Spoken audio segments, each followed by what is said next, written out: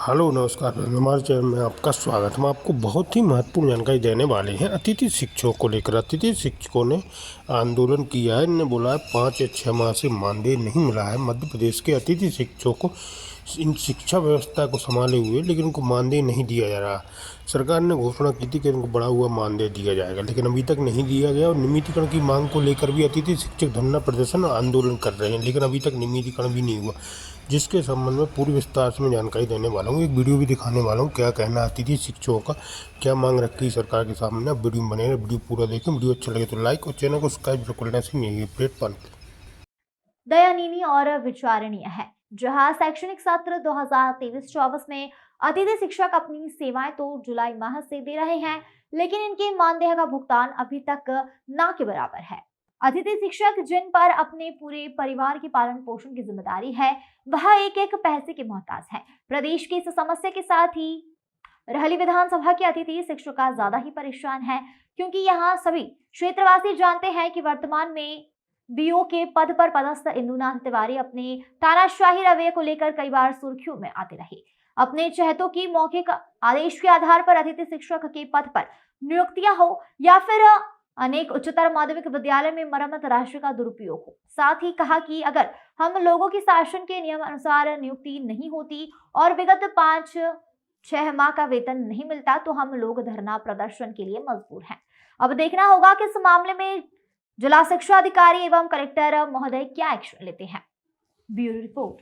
तहसील valley जिला सागर। विषय कार्यरत अतिथि शिक्षकों का अक्टूबर 2023 से फरवरी 2024 तक मानदेय दिलवाने बाबत हम सभी अतिथि शिक्षक शासकीय शालाओं में अगस्त 2023 से निरंतर शिक्षण कार्य करते हुए अपनी सेवाएं दे रहे हैं। हम सबको अगस्त और सितंबर 2023 का मानदेय भुगतान हुआ था। अक्टूबर 2023 से जब से पूर्व मुख्यमंत्री माननीय शिवराज सिंह चौहान की घोषणा के अनुसार मानदेय दुगना किया गया, तब से मानदेय का भुगतान नहीं किया गया। माह अक्टूबर में शिक्षा विभाग की उच्च प्रहार नीति से शालाओं में नियमित शिक्षकों ने प्रभार ग्रहण किया। तब लोक शिक्षण संचालनालय भोपाल के आदेश क्रमांक 2023/24/284 दिनांक 3/10/2023 के अनुसार अतिथि शिक्षकों की सेवाएं समाप्त करने का आदेश प्रसारित किया गया था।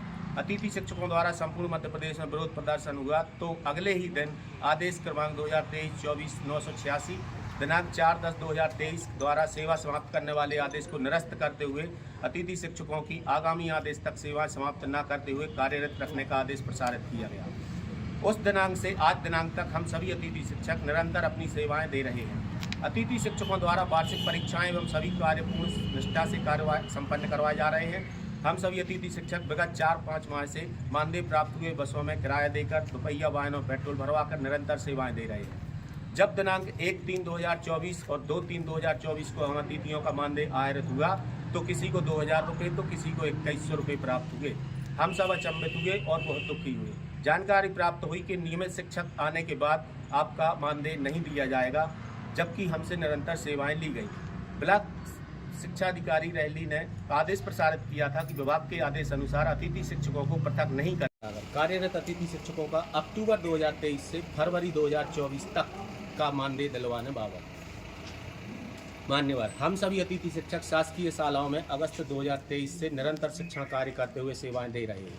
हम सबको अगस्त और सितंबर 2023 का मानदेय भुगतान हुआ था। अक्टूबर 2023 से जब से मुख्यमंत्री माननीय शिवराज सिंह चौहान की घोषणा के अनुसार मानदेय दोगुना किया गया, तब से मानदेय का भुगतान नहीं किया गया। माह अक्टूबर में शिक्षा विभाग की उच्च पद प्रभार नीति से शालाओं में नियमित शिक्षकों ने प्रभार ग्रहण किया। तब लोक शिक्षण संचालनालय भोपाल मध्य प्रदेश के आदेश 2023/24/284 दिनांक 3/10/2023 के अनुसार अतिथि शिक्षकों की सेवाएं समाप्त करने का आदेश प्रसारित किया गया था। अतिथि शिक्षकों द्वारा संपूर्ण मध्य प्रदेश में अगले दिन विरोध प्रदर्शन हुआ, तो अगले ही दिन आदेश 2023/24/986 4/10/2023 को लोक सेवा समाप्त करने वाले आदेश को निरस्त करते हुए अतिथि शिक्षकों की आगामी आदेश तक सेवाएं समाप्त न करते हुए कार्यरत रखने का आदेश प्रसारित किया गया, एक अगले ही दिन तत्काल। उस दिनांक से आज दिनांक तक हम सभी अतिथि शिक्षक निरंतर सेवाएं दे रहे हैं। अतिथि शिक्षकों द्वारा वार्षिक परीक्षाएं सभी कार्य पूर्ण निष्ठा से संपन्न कराए जा रहे हैं। हम सभी अतिथि शिक्षक विगत 4-5 माह से बिना मानदेय प्राप्त हुए बसों में किराया देकर, दोपहिया वाहनों पेट्रोल भरवाकर निरंतर सेवाएं दे रहे हैं। जब दिनांक 1/3/2024 और 2/3/2024 को हम अतिथियों का मानदेय आहरित। हम लोगों का 5 माह से कार्यकाल प्राप्त हम लोगों को वेतन प्राप्त नहीं हुआ है और वेतन प्राप्त न होने के बाद में हम लोगों को जो समायोजन होना था सितंबर अक्टूबर के समथिंग, वो समायोजन भी नहीं किया गया है और अब हम लोगों को वेतन देने से साफ इनकार कर रहे हैं कि आपको वेतन नहीं दिया जाएगा। किनके आदेश पर?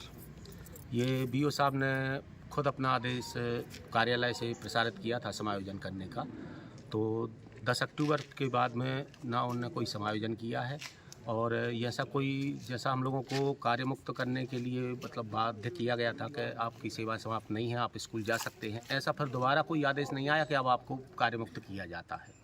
विकास अधिकारी का नाम क्या है? विकास अधिकारी उनका नाम इंदुनाथ त्रिपाठी। जिन्होंने आदेश दिया था? जी, इंदुनाथ त्रिपाठी। और आपकी मांगें पूरी नहीं हुई तो आप क्या करेंगे? हम लोगों की यदि मांग पूरी नहीं होती है तो हम लोग इसके बाद में हड़ताल करेंगे और धरना प्रदर्शन करेंगे, लोकसभा का चुनाव का विरोध भी करेंगे।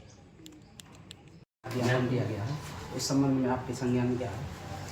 देखिए, अतिथि शिक्षकों के साथ में सबसे बड़ी विडम्बना ये हो गई कि 3 तारीख को उनके लिए जो आदेश हम लोगों के लिए प्राप्त हुआ था और वही हम लोगों ने नीचे संकुल प्राचार्यों के माध्यम से समस्त अतिथि शिक्षकों के पास भी भेजा था कि उनको 3 अक्टूबर से पृथक कर दिया गया।